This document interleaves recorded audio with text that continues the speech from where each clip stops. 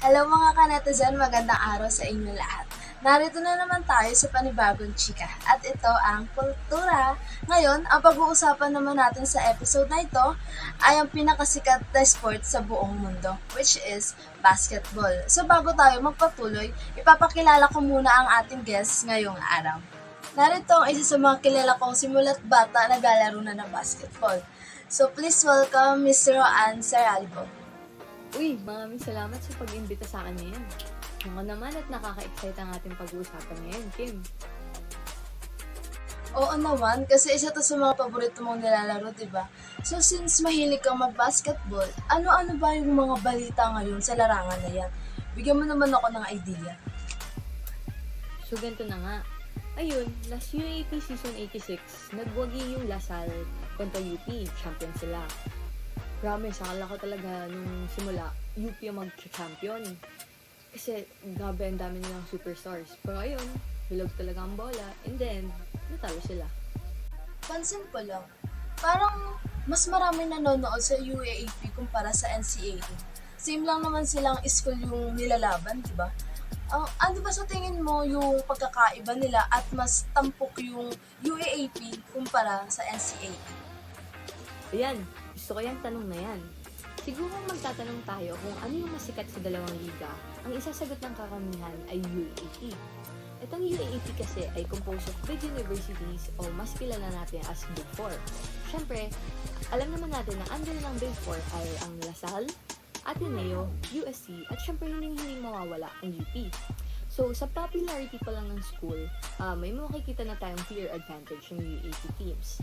Isa pa, ang mga playing venue ng both leagues ay, kung mapapansin natin, ang UAAP ay naglalaro sa malalaking venue kagaya ng MOA Arena, Araneta, at PhilSports Arena.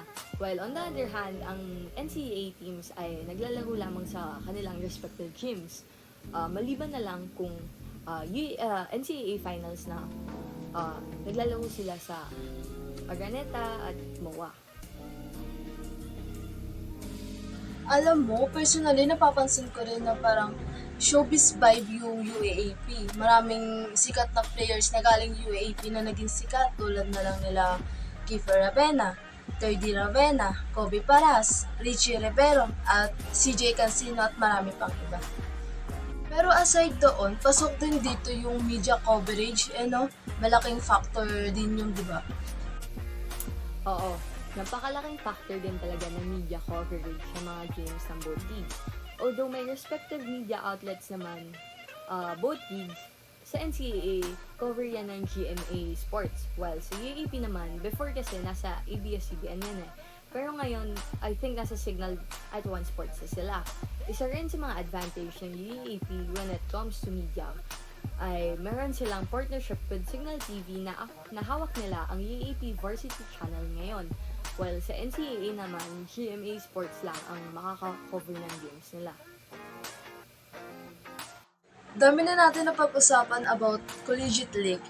Parang gusto ko naman pag-usapan yung professional league, which is PBA. Ano ba yung mga ganap dyan? Ay nako, ayan, sa PBA naman. Yung mga sikat na teams na lang din ang pinapanood ng mga tao kagaya ng San Miguel Corporation o mas kilala nating SMC teams. Under ng SMC, ang all-time fan favorite na Ginebra, kasama rin ng Magnolia at syempre ang San Miguel Beermen. Paano naman yung ibang teams? Walang nanonood sa kanila. Akala ko naman sa friendship lang may favoritism, pati rin pala sa basketball. Ay nako, lahat naman tayo may favoritism. Hindi na siguro mawawala yan. Pero kaya rin naman sikat itong mga SMC teams ito ay dahil nakuha rin nila ang mga fan favorites na player.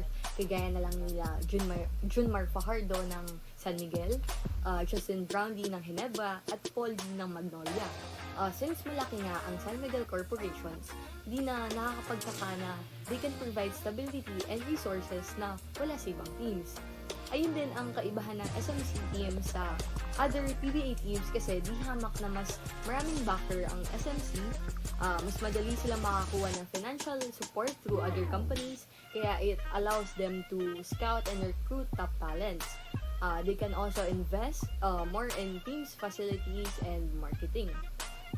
True, alam mo, Napapasarap yung usapan natin about basketball. Nandyan yung UAAP, NCAA, PBA.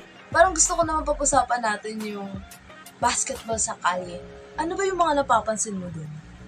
Alam mo, honestly, super daming courts talaga dito sa atin. Lalo na sa mga eskinita, may makikita ka na naglalaro ng basketball. Minsan pa nga yung mga naglalaro sa kalye, mga wala pang suot na sapatos, mga nakapaalang sila. Tapos yung iba pa, mga nakahubad, mga walang damit. Alam mo, pag nasa Pilipinas ka, normal na yan sa atin, no?